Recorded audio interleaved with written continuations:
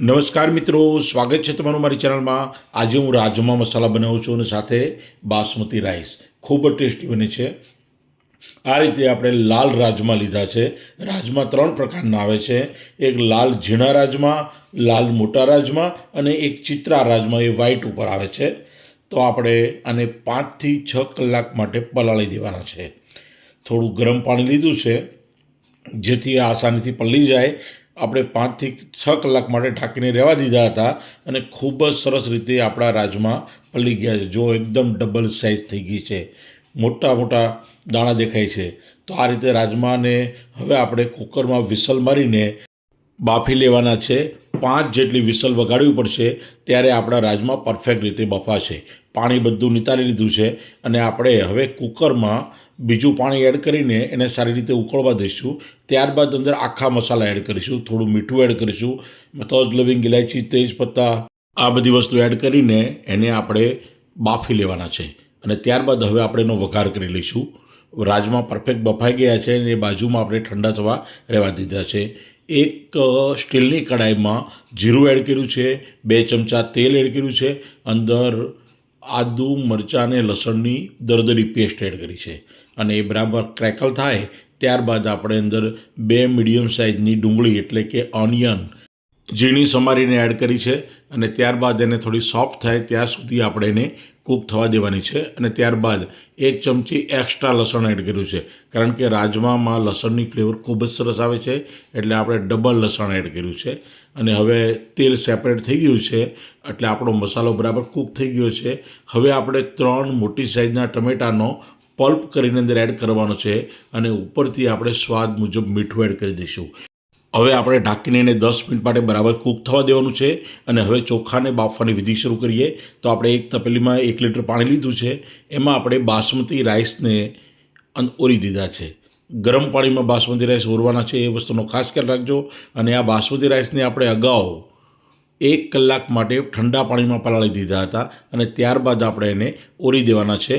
અને હવે આપણો મસાલો તૈયાર થઈ ગયો છે, તો એમાં હળદર, લાલ મરચું પાવડર અને ધાણા જીરું પાવડર એડ કરી દઈશું અને એને સારી રીતે હલાવી લઈશું। ખૂબ જ સરસ સુગંધ આવી રહી છે મિત્રો, અને આપણા આ બોઇલ થયેલા રાજમાને હવે અંદર એડ કરી દેવાના છે। તો આ રીતે આપણે બફાઈ ગયેલા રાજમાને આ મસાલામાં એડ કરી દીધા છે। ગેસની ફ્લેમ હવે હાઈ કરી દઈશું અને એને સારી રીતે હલાવી લઈશું। અને મિત્રો હવે થોડો ગરમ મસાલો એડ કરી દઈએ, કારણ કે હવે આપણા રાજમા બનીને તૈયાર થઈ ગયા છે।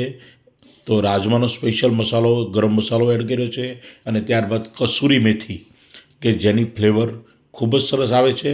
અને હવે આપણે દેશી ઘી 2 ચમચી એડ કરવાનું છે, કે જેની સ્વાદ અને સુગંધ ખૂબ જ સરસ આવે છે મિત્રો।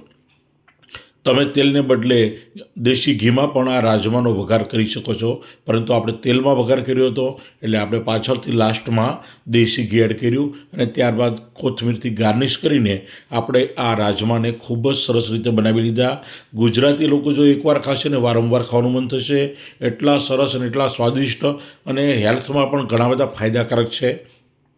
તો તમે તમારા ઘરે જરૂરથી રાજમા બનાવજો। અને હવે રાજમાને આપણે ખાવાના છે રાઈસ સાથે, તમે રોટલી સાથે, ભાખરી સાથે, પરોઠા સાથે પણ આ રાજમા મસાલા ખાઈ શકો છો। આ ખૂબ જ સરસ મજાનું પંજાબી સ્ટાઇલથી રાજમાનું શાક આપણે બનાવ્યું છે। તો આપણે આને ખૂબ જ સરસ રીતે એને પ્લેટિંગ કર્યું છે મિત્રો। અડધી થાળીમાં રાજમા અને અડધી થાળીમાં બાસમતી રાઈસ, જે રાઈસ આપણે ઓસાવી લીધા હતા, પાણી દૂર કરી લીધું હતું, અને તમે જોઈ શકો છો મિત્રો કેટલો સરસ દાણો, છૂટો છૂટો દાણો થયો છે। અને આવો દાણો થાય તો જ આ રાજમા રાઈસ ખાવાની મજા આવે મિત્રો। આનો પુલાવ પણ ખૂબ સરસ રીતે બની શકે, એટલા સરસ રીતે આપણે આ ચોખાને બનાવ્યા છે। તો આ રીતે આપણા રાજમા રાઈસ બનીને તૈયાર થઈ ગયા છે। તો આ રીતે સરસ રીતે ગાર્નિશ કરવાનું એને ઓનિયન સાથે, અને સાથે પરોઠા હોય તો ખાવાની ખરેખર મજા પડી જાય। મિત્રો, તમને મારો વિડીયો ગમ્યો હોય તો વિડીયોને લાઇક કરજો, વધારે ગમ્યો તો સબસ્ક્રાઈબ કરજો, અને આથી વધારે ગમ્યો તો તમારા તમામ મિત્રોને આપણો આ વિડીયો શેર કરજો। અને મિત્રો, મારી ચેનલને સપોર્ટ કરવા માટે તમે ખૂબ જ સરસ મજાની એક કોમેન્ટ પણ કરી દેજો। મારો વિડીયો તમને યુટ્યુબ, ફેસબુક અને ઇન્સ્ટાગ્રામ ઉપર જોવા મળી જશે। મળતા રહીશું નવા વિડીયો સાથે। જય હિન્દ, જય જય ગરવી ગુજરાત।